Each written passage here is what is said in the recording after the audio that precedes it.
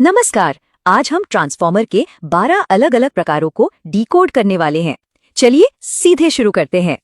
तो ट्रांसफॉर्मर है क्या? बस एक डिवाइस जो पावर को एक वोल्टेज लेवल से दूसरे में ट्रांसफर करता है। इन नोट्स पर गौर कीजिए।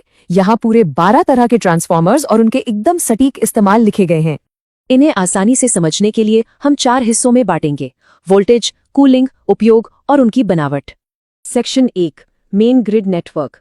ये वो पावरफुल हैवी ड्यूटी मशीनें हैं जो हमारे पूरे ग्रिड को चलाती हैं। Power transformer high voltage generation संभालते हैं और डिस्ट्रीब्यूशन वाले उसी बिजली को सुरक्षित रूप से घरों तक लाते हैं। अब आते हैं दूसरे सेक्शन पर, वोल्टेज एडजस्टमेंट। इनका इकलौता काम है वोल्टेज लेवल को ऊपर या नीचे करना। पावर स्टेशनों में स्टेप अप ट्रांसफॉर्मर वोल्टेज बढ़ा देते हैं, जबकि स्टेप डाउन वाले डिस्ट्रीब्यूशन लाइनों में इसे कम कर देते हैं। ऑटो ट्रांसफॉर्मर काफी दिलचस्प है। ये सिर्फ एक सिंगल वाइंडिंग का इस्तेमाल करके ही सारा वोल्टेज एडजस्ट कर लेता है। सेक्शन 3, मेजरमेंट और प्रोटेक्शन।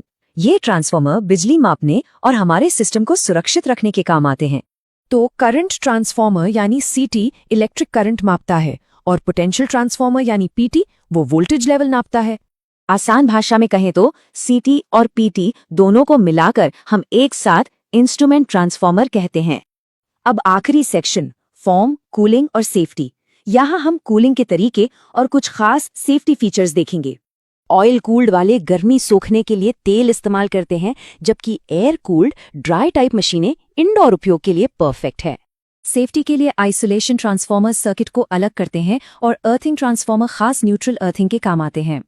तो हमेशा याद रखिए, सही ट्रांसफॉर्मर चुनना लोड, वोल्टेज लेवल और उसके असली इस्तेमाल पर ही निर्भर करता है। अब सोचिए, लगातार बदलती ऊर्जा जरूरतों के बीच भविष्य के स्मार्ट ग्रिड में ये ट्रांसफॉर्मर तकनीक